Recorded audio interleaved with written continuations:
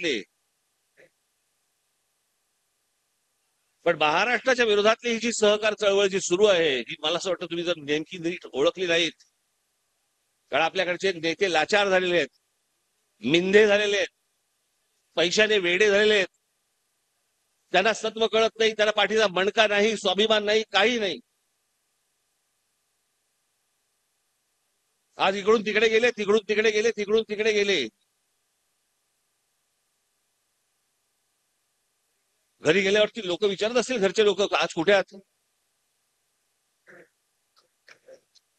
पण तसं त्यांना पण बाहेर बोलायला लागत असेल, त्यांना पण बाहेर बोलायला लागत असेल. अहो, मी मध्यंतरी एका कार्यक्रमाला गेलो होतो विधान भवनामध्ये, मला कळेच ना कोण कुठच्या पक्षात आहे.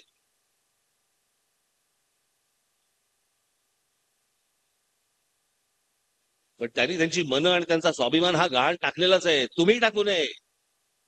माझ्या महाराष्ट्र नवनिर्माण सेनेच्या महाराष्ट्र सैनिकाकडनं कधी स्वाभिमान गहाण टाकला जाणार नाही.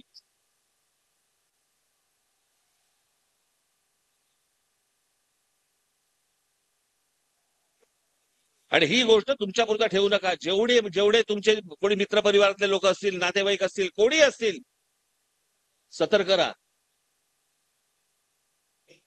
ठाणे जिल्ह्याचा पालघर बिलघर पासूनचा पट्टा आता हातातनं जायला लागलेलाच आहे. उद्या येऊन बसल्यानंतर तुम्ही काढू नाही शकणार त्याला. पण उद्या आपल्या हातातलं काय आपण गमावून बसतो. हा सगळा आज कोकण किनारपट्टीला सगळा धोका आहे.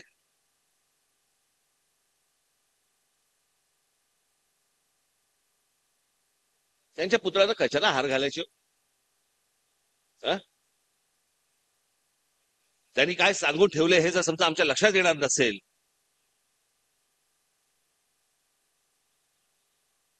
महाराजांनी सांगितलं होतं आपला शत्रू समुद्र मार्गे येईल, समुद्रावरती गस्त वाढवा. सांगितलं होतं की नव्हतं. सांगितलं होतं ना. 300-350 वर्षापूर्वी त्या माणसाने सांगितलं होतं आपला शत्रू समुद्र मार्गे येईल, समुद्रावरती गस्त वाढवा, समुद्र आरमार वाढवा.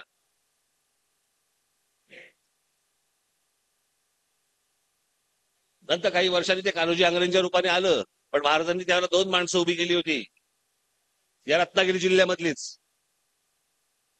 2 सख्खे भाऊ होते. एकाने गावावरनं आडनाव घेतलं, एकाने जातीवरनं आडनाव घेतलं. एकाचं नाव होतं वेंकटाजी भाटकर, भाट नावाचं गाव आहे तिकडे. आणि दुसऱ्याचं नाव होतं मायनाक भंडारी, कारण ते भंडारी जातीतले होते. या दोघांवरती जबाबदारी टाकली होती. त्या माणसाला कळलं होतं की आपला शत्रू समुद्र मार्गे येईल. आमच्याकडे समुद्र मार्गे आरडीएक्स आला, आमचा पत्ता नाही, आम्हाला लक्षात येत नाहीये. त्या समुद्र मार्गावरनं कसा आला आमचं लक्षच नाहीये. आम्ही फक्त जयंत्या आणि पुण्यतिथ्या एवढ्यांचाच फक्त विचार करतो. ते आले, हार घातला आमचा, आमचं काम संपलं. ते काय बोलले, काय केले, आम्हाला काही देणं घेणं नाही या गोष्टीची.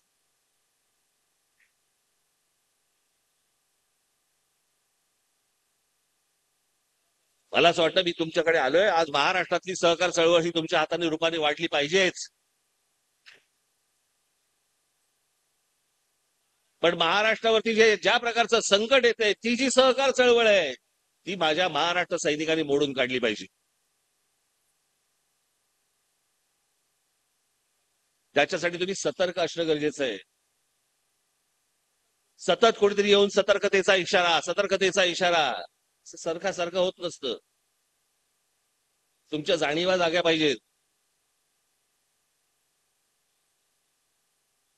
आमच्या बाबासाहेब पुरंदरेंचं एक फार छान वाक्य होतं की ज्यावेळेला स्वाभिमान मरतो ना तेव्हा उरतात फक्त जिवंत प्रेत.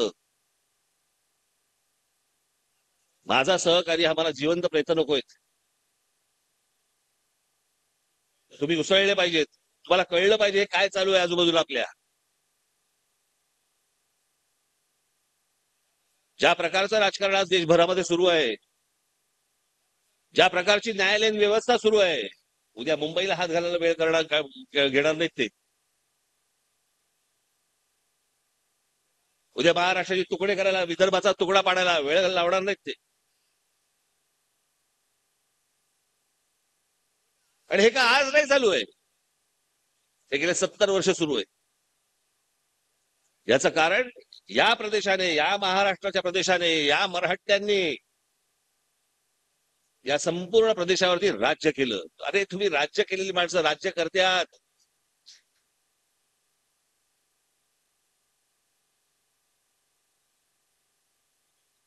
आम्ही फक्त पोवाड्यामध्ये ऐकायचं, कार्यक्रमात ऐकायचं. आमच्या मराठी माणसांनी अटकेपार झेंडे फडकवले.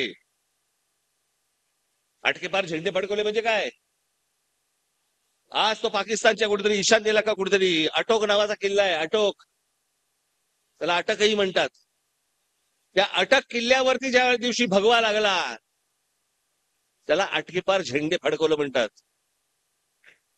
इथपर्यंत मराठा साम्राज्य गेलं होतं. या देशाचा पंतप्रधान, या देशाचा सगळा हा मराठ्यांनी बसवला.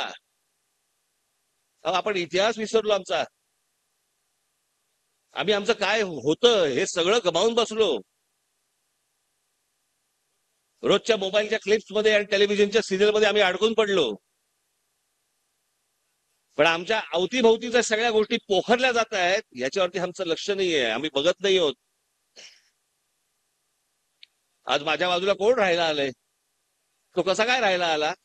आणि माझ्या बाजूचा मराठी माणूस हा कसा काय गेला? आम्हाला विचार असं वाटत नाही. तो गेला कुठे गेला? मला माहिती नाही.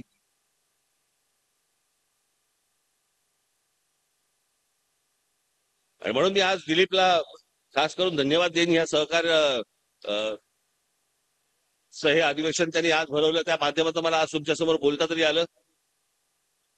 पुढे निवडणुका लागतील त्यावेळेला आपण बोलूच, भरपूर बोलू, बरंच काही बोलू.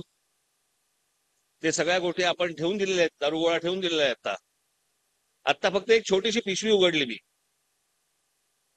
पण मला असं वाटतं की तुम्ही सर्वांनी सतर्क राहावं. ही जी आजूबाजूची सहकार चळवळ जी महाराष्ट्राला नामशेष मोडायला आलेली आहे, मला असं वाटतं त्याच्यावरती तुमचा प्रहार हा बसला पाहिजे. तुम्ही आज सगळे पुढे गेला दिलीप. आज ही सहकार चळवळ, आज दिलीप त्याच्याबरोबरचे सगळे सहकारी आज तुमच्या सांभाळत आहेत. मी दिलीप आणि सर्व सहकार्या मी मनपूर्वक तुम्हाला त्यांना शुभेच्छा देतो आणि आपण सर्वांची मी रजा घेतो. धन्यवाद. जय हिंद, जय महाराष्ट्र. लोकशाही मराठी ऐका, पहा, जागरूक रहा.